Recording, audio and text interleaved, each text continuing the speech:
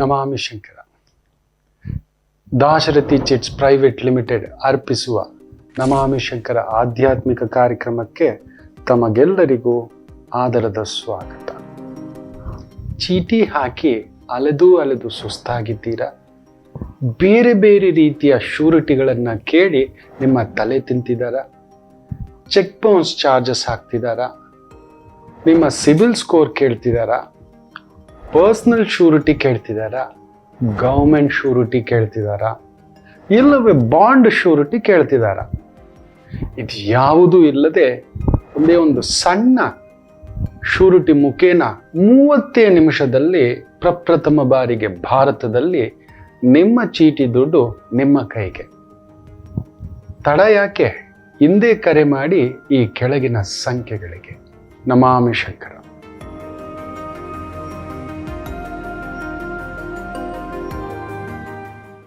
ಸದಾಶಿವ ಸಮಾರಂಭಂ ಶಂಕರಾಚಾರ್ಯ ಮಧ್ಯಮಾಂ ಅಸ್ಮದಾಚಾರ್ಯ ಪರ್ಯಂತಂ ವಂದೇ ಗುರು ಪರಂಪರಾಂ ಶ್ರುತಿ ಸ್ಮೃತಿ ಪುರಾಣಾನಾಂ ಆಲಯಂ ಕರುಣಾಲಯಂ ನಮಾಮಿ ಭಗವತ್ಪಾದಂ ಶಂಕರಂ ಲೋಕಶಂಕರಂ.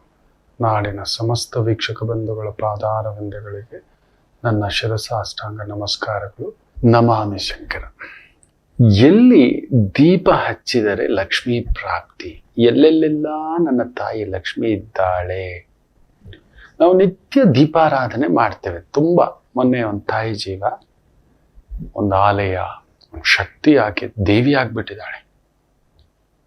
ಪುಟಾಣಿ ಮಗು ಎಷ್ಟು ಲಿಸ್ಟ್ ಮಾಡ್ಕೊ ಬಂದ್ಬಿಟ್ಟಿದೆ. ಇದನ್ನೆಲ್ಲ ನೀವು ಹೇಳ್ಬೇಕು. ಈ ಪ್ರಶ್ನೆಗಳಿಗೆಲ್ಲ ಎಲ್ಲಾರ್ಗೂ ಉತ್ತರ ದೊರಕಬೇಕು.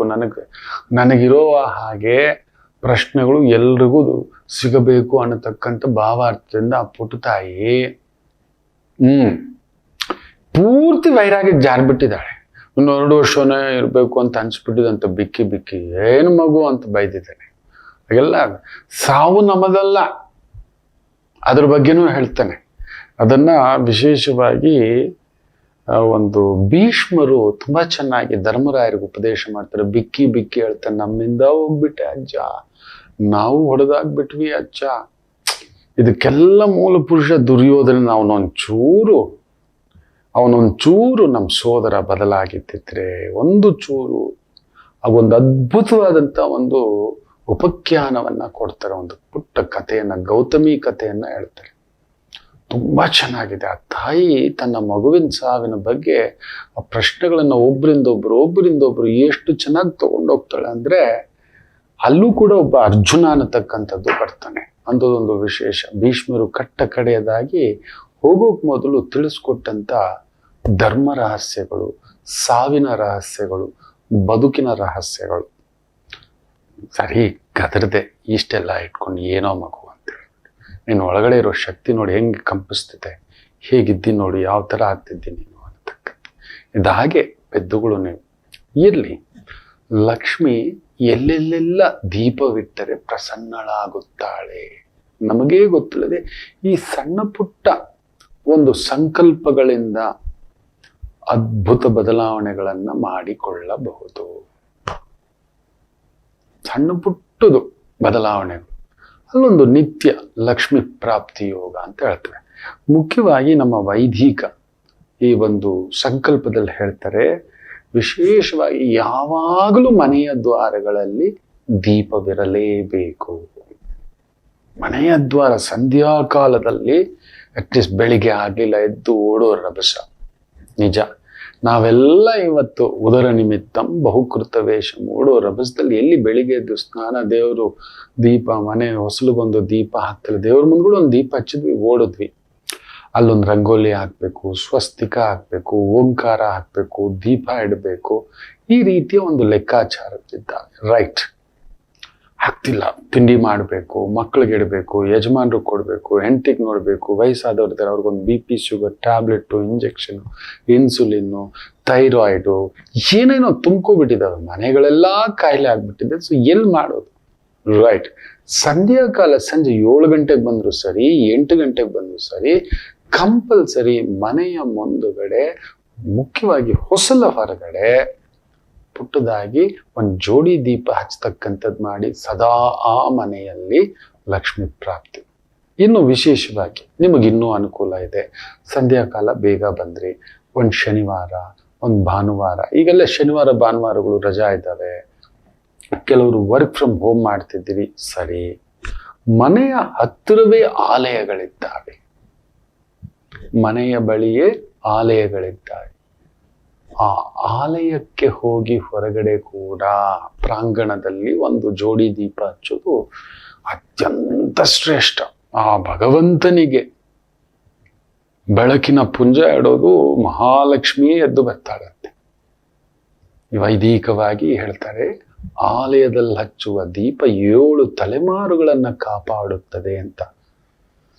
ಇವತ್ತೆಲ್ಲಿ ನಮ್ಮ ಸುತ್ತಮುತ್ತ ಆಲಯಗಳ ಹತ್ರ ಹೋಗಿ ನೋಡಿ, ಯಾರಾದರೂ ಅಲ್ಲಿ ಗಣೇಶೋತ್ಸವ ಬಂತು, ತಗೋ ಕುಡಿದು ಬಿಟ್ಟು ಬಂದು ಡಂಟನಕ ಅಂತ ಡ್ಯಾನ್ಸ್ ಆಡೋದಷ್ಟೇ. ದೊಡ್ಡದು ಮ್ಯೂಸಿಕ್ದು ತಂದಿಟ್ಟು ಊರೆಲ್ಲ ಸೌಂಡು ಶಬ್ದ ಮಾಲಿನ್ಯ ಮಾಡಿ ಹಾಳು ಮಾಡಿರೋದಷ್ಟೇ. ಅಷ್ಟೇ, ಯಾವುದೋ ಪ್ರವಚನಗಳಿಲ್ಲ, ವೇದಾಧ್ಯಯನಗಳಿಲ್ಲ, ದೇವರ ಆ ಒಂದು ಹರಿಕತೆ, ಪುರಾಣ, ಪ್ರವಚನಗಳ ಈ ಮಾಲಿಕೆ ಇಲ್ಲ. ಈ ರೀತಿ ಆಗ್ಬಿಟ್ಟಿದೆ ಮಕ್ಕಳೇ. ಇನ್ನು ಎಲ್ಲಿ ಆಲಯಗಳೆಲ್ಲ ಶಕ್ತಿ ಬರುತ್ತೆ? ನೀವು ಸಂಜೆ ಬೇಗ ಬಂದಿರೋ ಒಂದು ಆಲಯದ ಹತ್ರ ಕೂಡ ಒಂದು ಜೋಡಿ ದೀಪ, ನಿಂಬೆಹಣ್ಣಿನ ದೀಪನೋ ಮಣ್ಣಿನ ದೀಪನೋ ಹಚ್ಚಿ, ದೇವಾಲಯಗಳಲ್ಲಿ ಹಚ್ಚುವ ಆ ಒಂದು ದೀಪಾರಾಧನೆಯು ಕೂಡ ಅತ್ಯಂತ ಶ್ರೇಷ್ಠ ಪ್ರಭಾವವನ್ನು ಕೊಡುತ್ತೆ.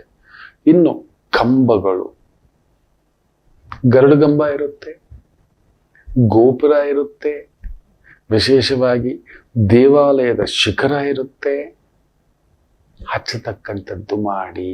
ಅಲ್ಲೂ ಕೂಡ ಅಣುವಿನಲ್ಲಿಯೂ ಭಗವಂತನಿದ್ದಾನೆ. ತುಂಬಾ ಜನ ಹೇಳ್ತಾರೆ, ಎಲ್ಲಿದ್ದಾನೆ ಭಗವಂತ? ನಿಮ್ಮ ಒಳಗಡೆನೆ ಇದ್ದಾನೆ, ನಿಮ್ಮ ಅಮ್ಮ ಅಪ್ಪನೇ ಭಗವಂತ ಕಂಡ್ರು ಪೆದ್ದುಗಳ.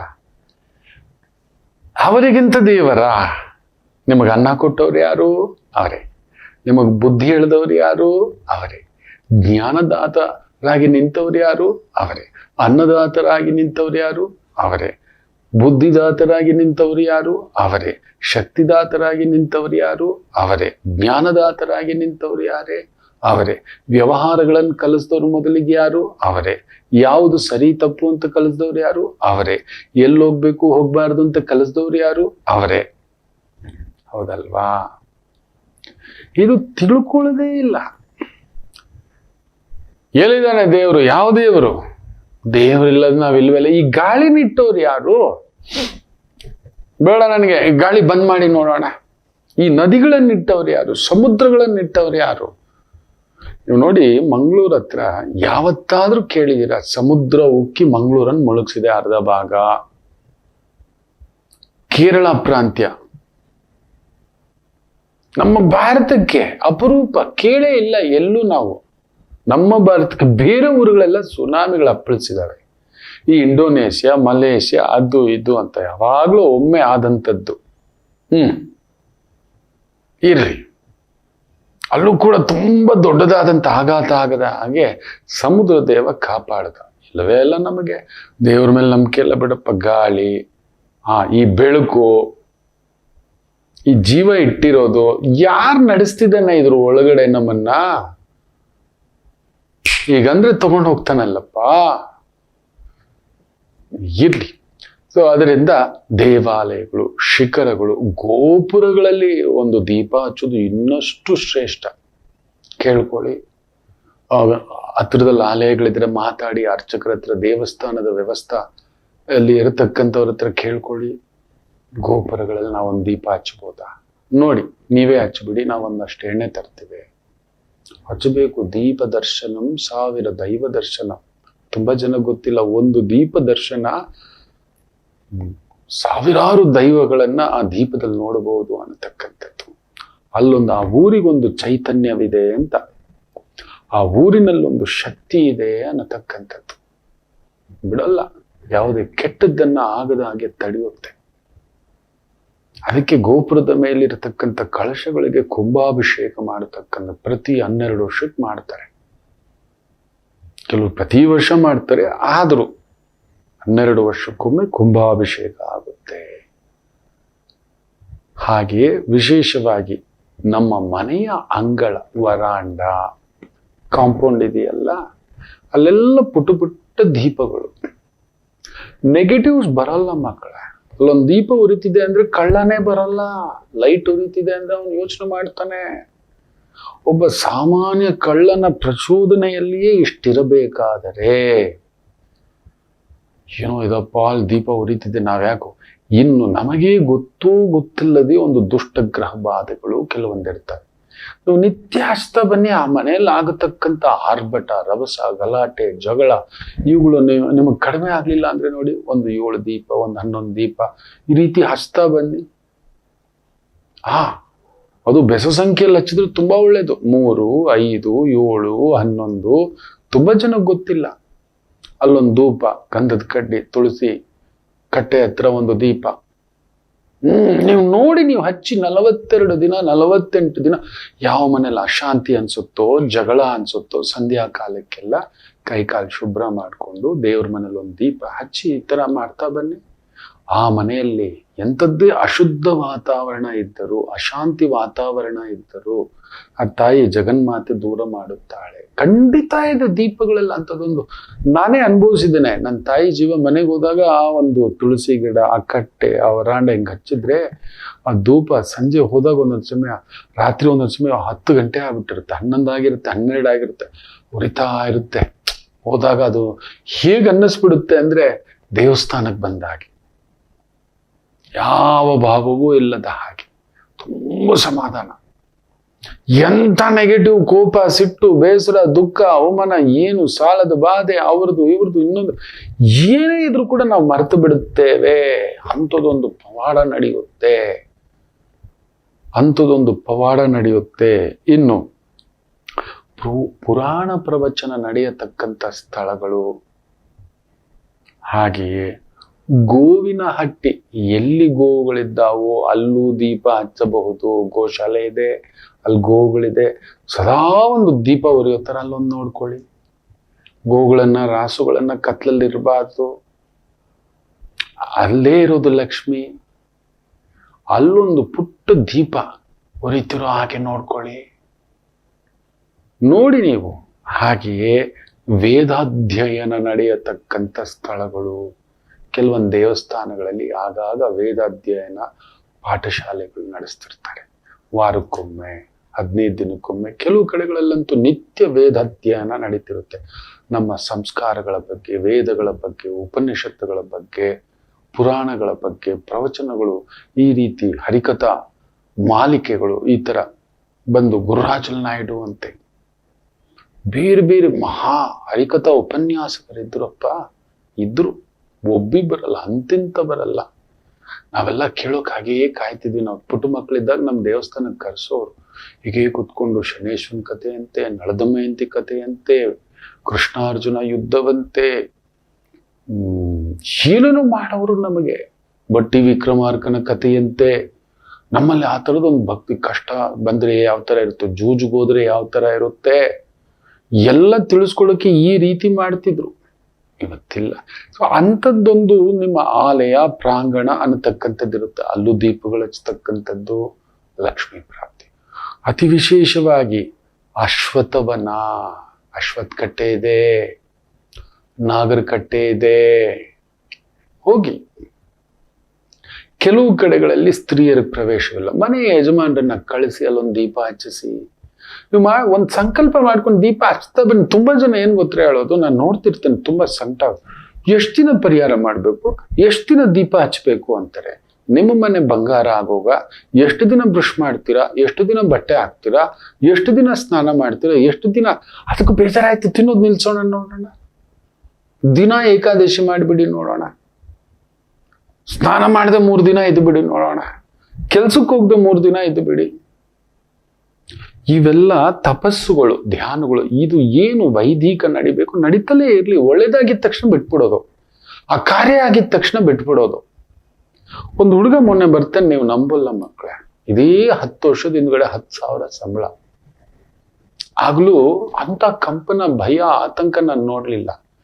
ಈಗ ಬರ್ತಾನೆ ಪುಟ್ಟ ಮಗು, ಬಿಕ್ಕಿ ಬಿಕ್ಕಿ ಅಳ್ತಾನೆ. 1,60,000 ಸಂಬಳ, 16x ಸಂಬಳ. ಏನೋ ಭೀತಿ ಗುರುಜಿ, ನನಗೆ ಹಿಂಗ್ ಮಾಡ್ಬಿಟ್ರು ಗುರುಜಿ, ಕೆಲಸದಲ್ಲಿ they would have been given 10,000 ರೂಪಾಯಿ ತಗೊಳ್ಳೋವಾಗ ನೀನು ಅದನ್ನ ಯೋಚನೆ ಮಾಡಿದೀಯಾ? ಇಷ್ಟೇ ಕೇಳಿದ್ ನಾನು ಈ ಎತ್ತರಕ್ಕೆ ಹೋಗ್ತೀನಿ, ಈ ಸ್ಥಾನಕ್ಕೆ ಹೋಗ್ತೀನಿ, ಈಗ ಈ ಪ್ರಮೋಷನ್ ಮಿಸ್. ಏನ್ ಮಗು ಮಾಡ್ತಿದ್ದಿ? ನೀನು ಬಂದಾಗ ನೆನಪಿದೆಯಾ ಎಷ್ಟು ಸಂಬಳ ನನಗಿತ್ತು? Yes Guruji, I was drawing 10,000. ಆವತ್ತಿ ನೋವಿತ್ತ, ಈ ಸಂಕಟ ಇತ್ತ, ಈ ಆತಂಕ ಇತ್ತು? ಖಂಡಿತ ಇಲ್ಲ ಗುರುಜಿ. ನೋಡಿ, ಇದೆ ನಾವು ಎತ್ತರಕ್ಕೆ ಹೋದಷ್ಟು ಬಿದ್ದು ಬಿಡ್ತೇವೆ, ಕಳ್ಕೊಬಿಡ್ತೇವೆ. ಇನ್ನೊಂದು ಎತ್ತರ ಬೇಕಿತ್ತು, ಯಾವ ಎತ್ತರನೂ ಇಲ್ಲ ಮಕ್ಕಳ.